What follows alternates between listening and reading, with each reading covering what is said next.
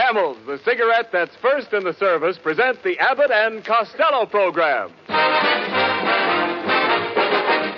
With the music of Leet Stevens and his orchestra, the songs of Connie Haynes and the Camel Quintet, tonight's guest, Miss Marlena Dietrich, and starring Bud Abbott and Lou Costello.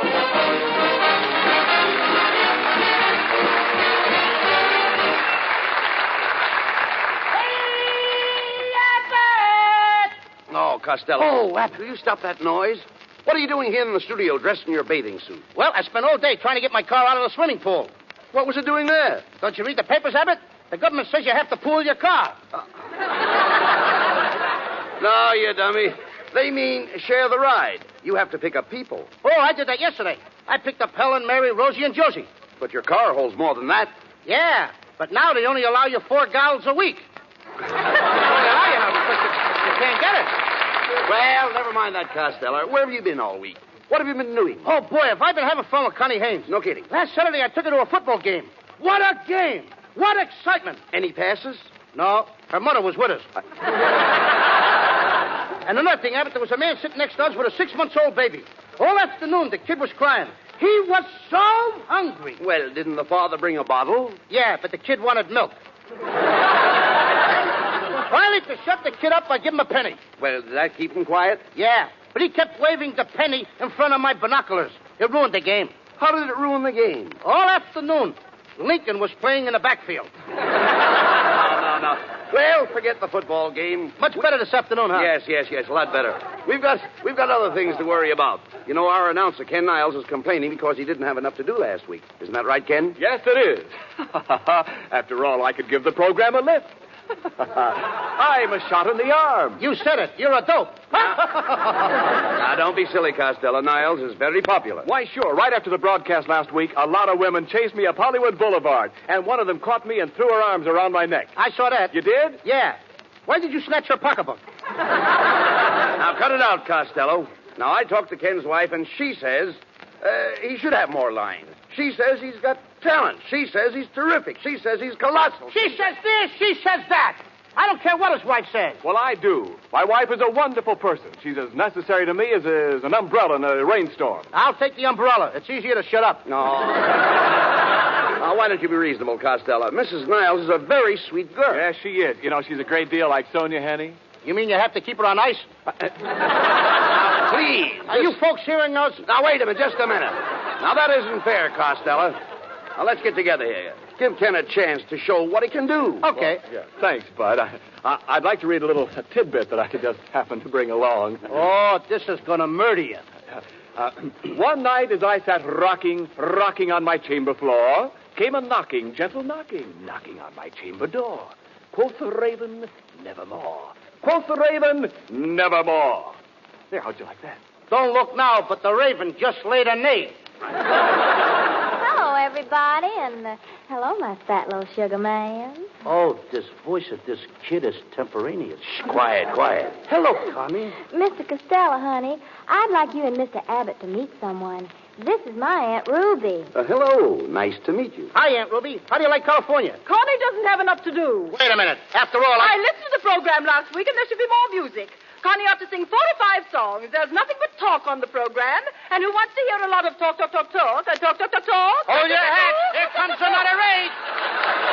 After all, Mr. Costello, I taught Connie to sing. Why, even I sang in New York, Philadelphia, Cincinnati, Cleveland, Chicago. What about St. Louis? They beat the Yanks. I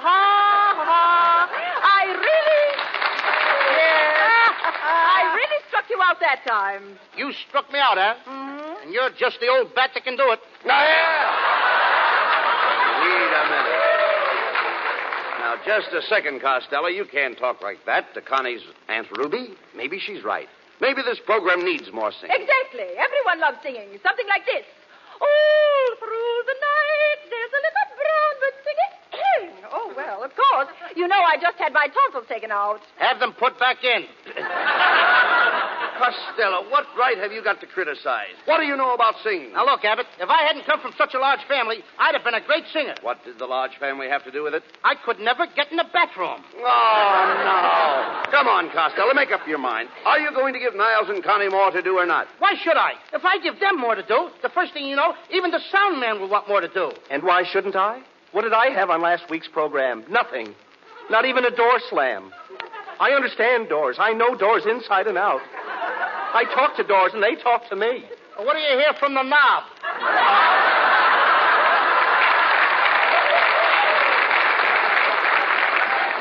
Ah, well may you laugh. Little do you know how important every little sound is to me.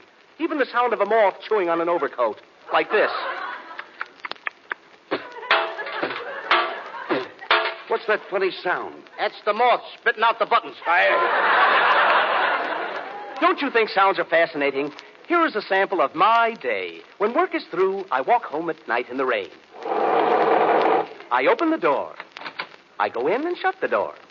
Then I walk upstairs in the rain. It's raining in the house? Yes, we're waiting for a government ceiling.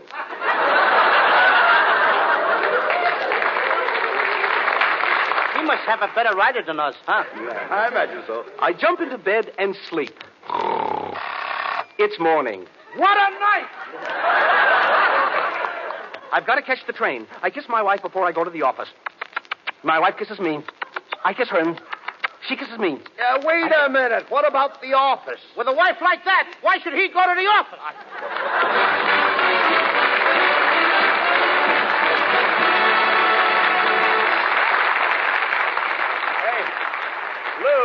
Lou Costello. Yes, sir. For me? Yeah. How's your spelling this week? I can spell anything. Okay. Spell crumpets. Crumpets. Yeah, crumpets. Crumpets. Yeah. No. Crumpets. Crumpets. Wait a minute. You left out the T. Today, I gotta have crumpets without tea. Well, why? I lost my sugar ration card. Now, wait a minute. Look, Ration Lou. card. Yeah. But anyway. Ration. Ration. Look, around here, you can't forget any T's. Why not? Well, because with us, it's important. In fact, with any cigarette smoker, T ought to be one of the most important letters in the alphabet. Is that right? Why, sure. T stands for taste and throat. That's anybody's own personal proving ground for cigarettes. The T-zone. Now, of course, most people have tried Camels. But have you tried them lately, since you've been smoking more? Give Camels the T-zone test now. Ask your taste about Camel's flavor. You'll find it wears well, doesn't go flat. Ask your throat about Camel's mildness. It's the best judge you can find. Thousands of smokers who are making their own T-zone test advise Camels suit them to a T. Just remember that you're the one who's doing your smoking. For steady pleasure, try Camels. You'll find they're slow-burning, cooler smoking, richer tasting, milder, better. Because Camels are expertly and matchlessly blended of costlier tobaccos. So take a tip from your T-zone. Your throat and your taste will tell you. C-A-M-E-L-S. Camels. Get a pack tonight. You'll want to buy a carton tomorrow.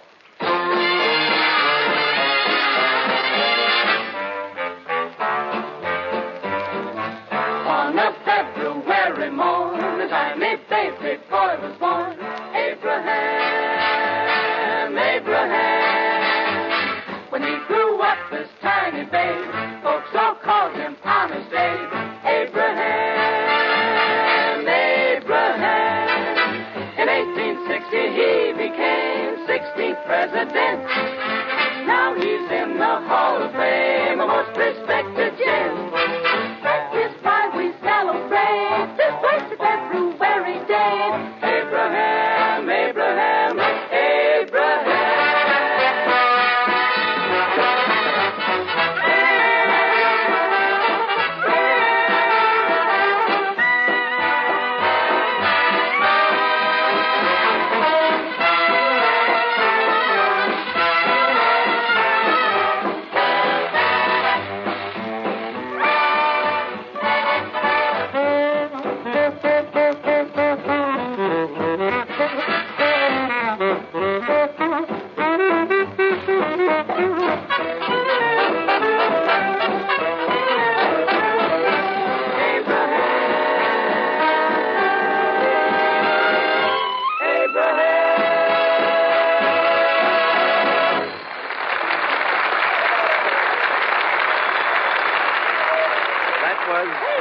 Stevens Orchestra with a Camel Quintet.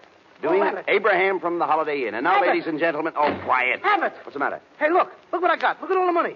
Wait a minute, Costello. Where did you get that roll of bills? I went outside for a minute. Just when I reached the corner, a guy ran out of the bank with a bag full of money. And he gave me some. He gave it to you? Mm-hmm. What did he look like? I couldn't tell. He had such a bad cold, he had a handkerchief tied across his nose. Well, you dumb cluck, that was a mask. The man was a bank robber. Oh, I don't think so, Abbott. He was the president. He offered to sell me the bank for a squawk. Sell you the bank for a squawk? Yeah, he said, one squawk out of you and I'll give you the business. Of all the dumbbells, why didn't you go into the bank and investigate? I did go in. And what a way to run a business. I walked in and a couple of clerks were playing hide and seek. That's ridiculous. Honest. One guy was hiding in the closet. The other guy was under the counter. There was nobody around to play with him. Then there was another guy. What other guy? He was trying to do tricks. Trying to do tricks? Yeah, he was laying on the floor trying to escape from a lot of ropes. And you thought he was playing a game? Fine time to play games. Huh? Yeah. Especially when he had a toothache. He didn't have a toothache. No, then why did he have a plaster across his mouth? The man had a gag in his mouth. If he did, he never got a chance to tell it. Listen, you should have taken the plaster off his mouth. I did. And right away, the guy started worrying about his rationing card. Worrying about his rationing card. Yeah, he started yelling, they took the sugar. They took the sugar. Oh, no, Costello. The man was yelling because he was stuck up. Stuck up? Sure. A fine time to get a swelled head. No. Somebody might have robbed the place. He did rob the place. Look, was there anybody with him? Just a woman. A woman. Why didn't you mention her before? She didn't appeal to me. Oh. Did you pinch her? No. Then you should have held her. If I'd have held her, I'd have pinched her. You idiot. A little bit. Do you realize that by keeping the money and letting the crooks get away, you've made yourself an accomplice? Ken Niles, turn on the radio. Maybe we'll get a police report. Hurry up. Okay, Bud. Okay. Hey, you get it, Abbott? What's that? There's a message. Well, what does it say? Attention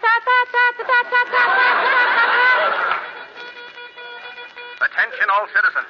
The Fifth National Bank has just been held up by Black Pete and his gang of desperate bandits. When last seen, the gang was headed for their hideout at Deadpan Gulch. Also at large is their accomplice, described as 5 feet tall, 5 feet wide, that is all.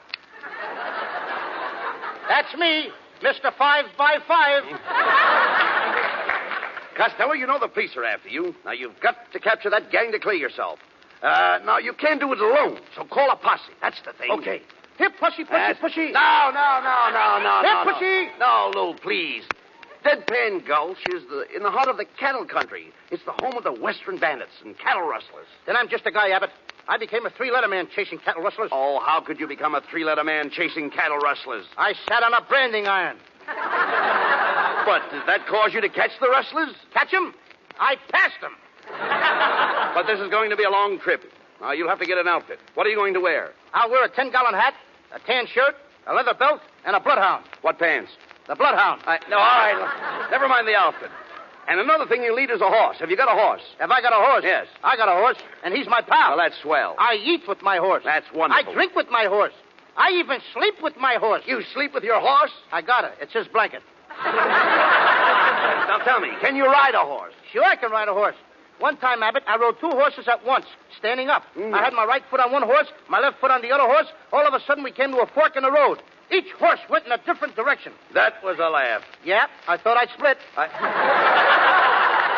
Well, never mind. The first thing you have to do is find the bandit's trail. When you do, you leap into the saddle and away you go. Your face is stern, your grip is sure, your clutch is firm. How's my transmission? All right, listen, please keep quiet. Then you ride. You ride out across the prairie. You ride for hours and hours on end.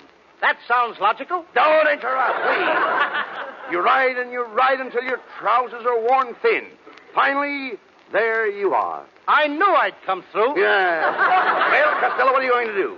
Are you going out after the bandits? Are you going to clear your name? I'm going to clear my name, Abbott. Attaboy. I'll do it. I knew it was in you. I'm going to get it out of me right now. Come on.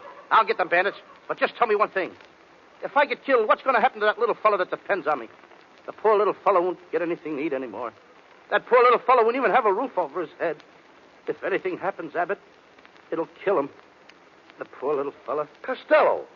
Who is the poor little fellow? Me?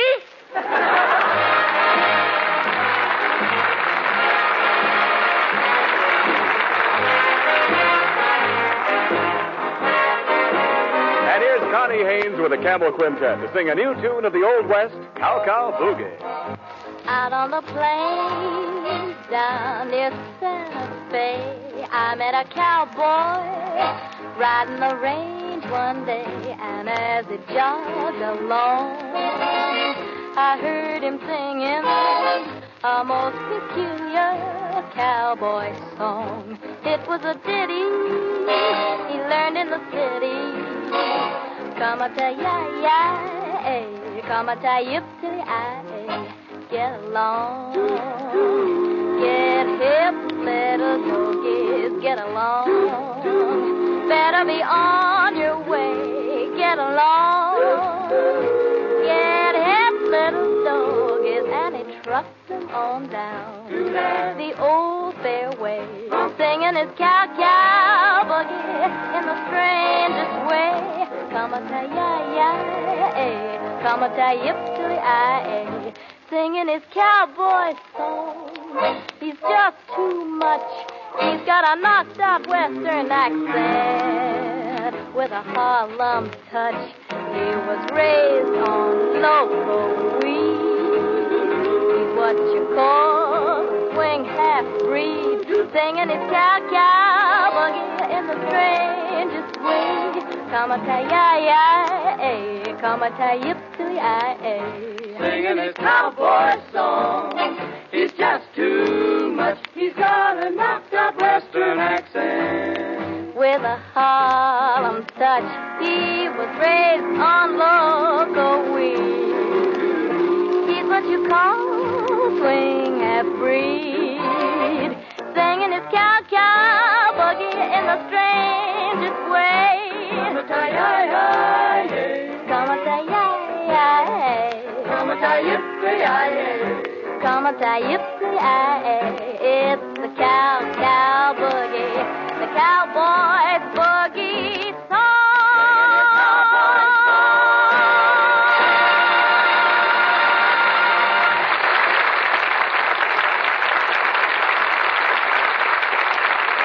And now back to the adventures of our heroes, Abbott and Costello, as we find them hot on the trail of the bank bandit Black Pete. Leading a posse of men, they track the villain to the lawless town of Deadpan Gulch. Here they are, riding up the main street of the town. Like a spurs that jingle, jangle, jingle, jingle, jingle, jingle, jingle. What's wrong? What's wrong? One of my spurs got stuck. Well, Costello, what do you think you're doing? Why are you riding underneath your horse? Well, my horse isn't feeling well, Abbott, and the doctor told me to watch his stomach. Well, here we are, men. We'll probably find Black Pete in the Red Dog Cafe across the street. Stop your horses. Okay. Whoa! Whoa, Nellie! Whoa! Whoa, boy! Whoa! Attaboy. Take it easy, Nellie. Sit down now. Whoa, Nellie. All right, men. Everybody into the bar for a drink. Now. Just a man. You horses stay outside. All right, let's go in. And listen, Costello. When we go through this door, have your gun ready. If anybody moves, shoot. If anybody shoots, I'll move.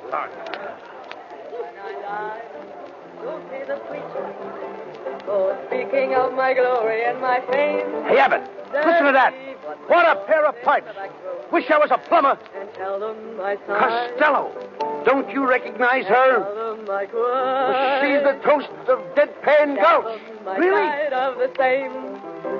Oh, Marlena Dietrich.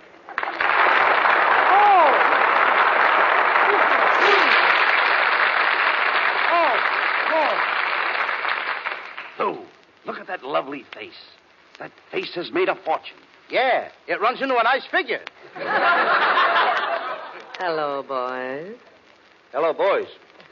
How big are men where you come from? Welcome to the Red Dog Cafe. Did you like my song? What do you think of my range? Your range is lovely. In fact, I like your whole kitchen. Oh, you flatter me.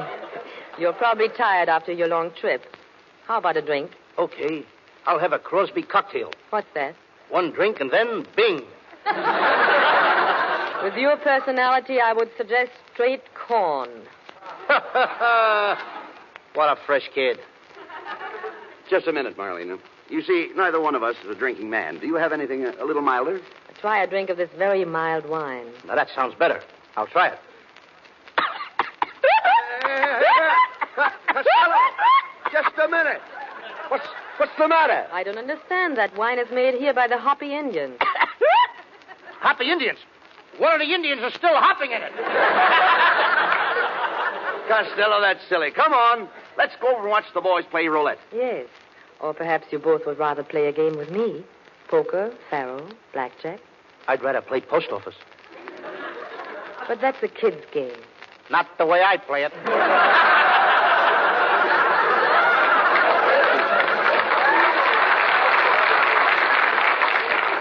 You know, little fat man, I could go for someone like you. You could? Yes. Do you know someone? Sure. What a fresh kid, Abbott! Now, look. Keep quiet, Costello. Don't talk like that to Marlena. She may know where Black Pete is. Try to win her confidence. Turn on the charm, you know. I'll turn on the charm. Okay, watch me. Marlena, my love, I adore you. You do? Yeah. Marlena, will you let me be your slave?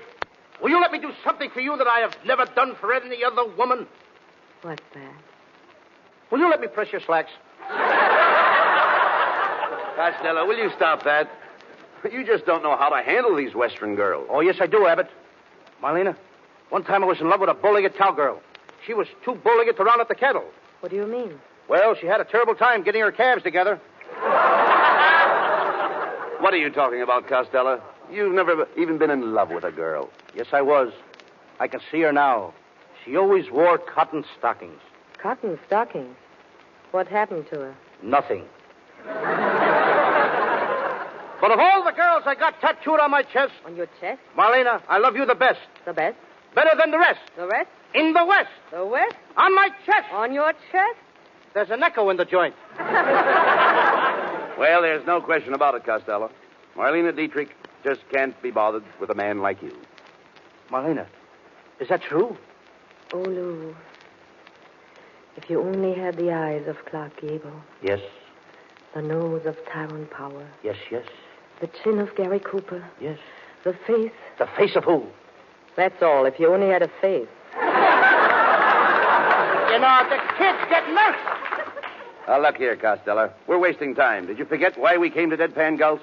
We've got to find Black Pete's hideout. Black Pete, he's the most dangerous character in these parts. Oh, he don't bother me. But he's very tough. He eats little men like you every morning when he gets up. That's me, the breakfast of champions. But, Lou, why don't you give up this mad search? It can only lead to your death. I think you got something there, kid. Hey, Abbott, I am scared. Ain't you scared? No, I'm not scared. Then why are you biting my nails? But no matter what happens, I'm going after Black Pete, Marlena. And if I die, I want you to take this shirt of mine as a keepsake. But suppose you don't die. Then wash it and have it back by Monday. And no starch in the collar, either. Listen, Costello, cut out the foolishness. Now we line up everybody in the room until we find our man. That's right, Abbott. Everybody line up and empty out your pockets. Why are you making them empty their pockets? I lost my yo-yo. Now, wait a minute, boys. It's not necessary to look any further. I am Black Pete. You are? What a fresh kid. What a stale plot. I think you got something there. Marlena, I still don't believe all this is true. It is true. I took the money from the bank, but I did not steal it. It was my own money. It was my pin money. $100,000 pin money? I have very expensive pins. If you don't believe me, I'll show you. I have all the money right here in my stocking. Look. Abbott, what a cute bank. What a place to make a deposit.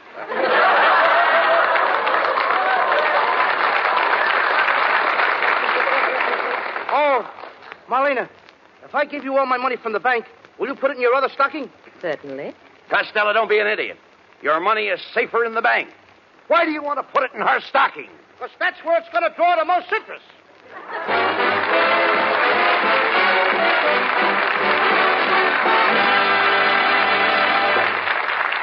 Before we hear from Abbott and Costello again, do you want to find out how hitting ground feels to a paratrooper?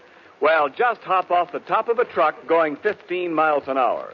But don't try that until you're as husky as an All-American halfback and as nimble as a circus tumbler. Even then, you'd have to learn plenty to qualify for the shoot troops, fighters as tough as any in the world. And whether your job is to dangle in midair from silk cords or whether you're making the shoots, you want to get the most out of your off-duty moments. Take Helen Lynch, for instance. She works at the Pioneer Parachute Company, making some of the chutes used by our paratroopers.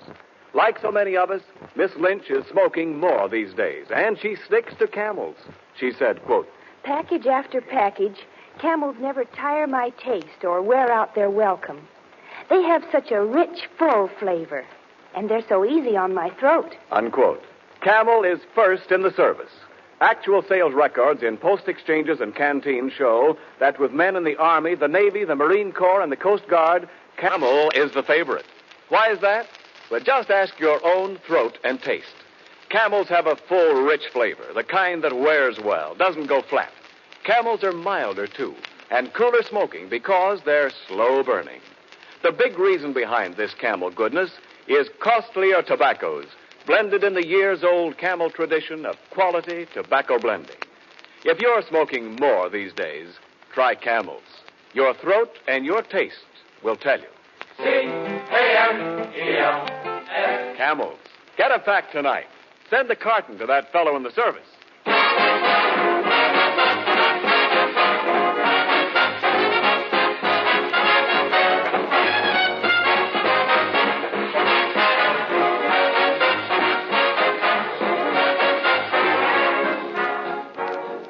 And now a word about next week's program.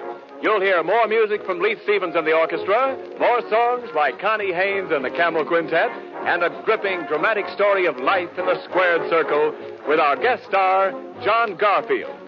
Now, here is a short preview of next week's program. Thousands of people are assembled in Madison Square Garden. All eyes are focused on the two fighters in the center of the ring, Killer Garfield and Cupid Costello. There is a terrific exchange of blows. The crowd is on its feet. Costello is on his face. Costello, get up. Get up. Get up off your knees and quit playing with those marbles. What marbles? I'm picking up my teeth.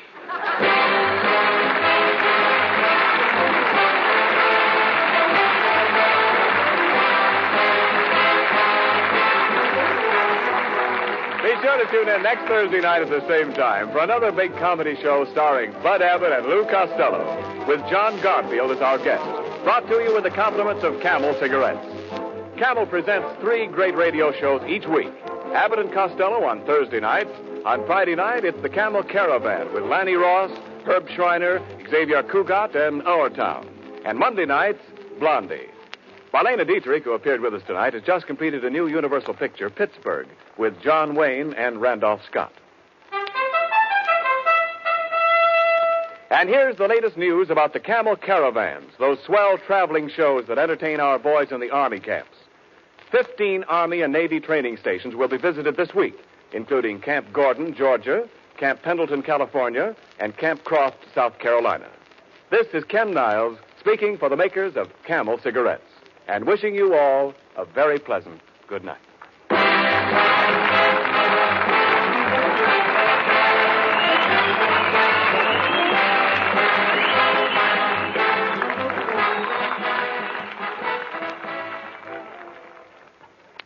Ever see a pipe wearing a muzzle? No, sir, and you never will, because that won't keep it from biting. Thing to do is get Prince Albert, the brand that's no-bite treated for real smoking comfort. Another thing, PA's crimp cut, and that means it packs firm and easy and gives you cool, one-match burning. You'll find around 50 mild, rich-tasting pipefuls in every handy pocket package of Prince Albert. Try PA for Pipe Appeal. You'll agree it's the national joy smoke. This program has come to you from Hollywood. This is the National Broadcasting Company.